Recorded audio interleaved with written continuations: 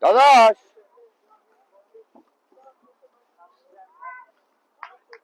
ببخشید سلام. می‌خواستم چیزی ازت بپرسم. داشت یه دقیقه بیا جلو بچه‌ها نمی‌خواد بپرسم. خوبی؟ شما به خانم من پیشنهاد دوستی دادی؟ داداش بچه‌م بهت گفته بیا اینجا. اشتباه میشه آرمین داداش اشتباه پیش اومده آقا. زیرش نزن من میدونم جریانو. اشتباهش پیش برای چی به خانم من پیشنهاد دوستی دادی داداش؟ پیشنهاد دوستی ندادم.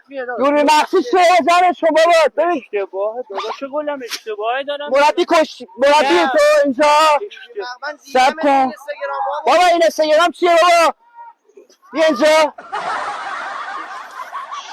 من کشتیگیرم. تو فکر کردی جوانان جهان شده، همچنان روی دستان حریف خودش کار میکنه، یه جورایی چقدر رو بدنه زبه رو بد افته، دستای بلندی داره و کشتی گرفتن با این کشتیران سخت و دشوار هست.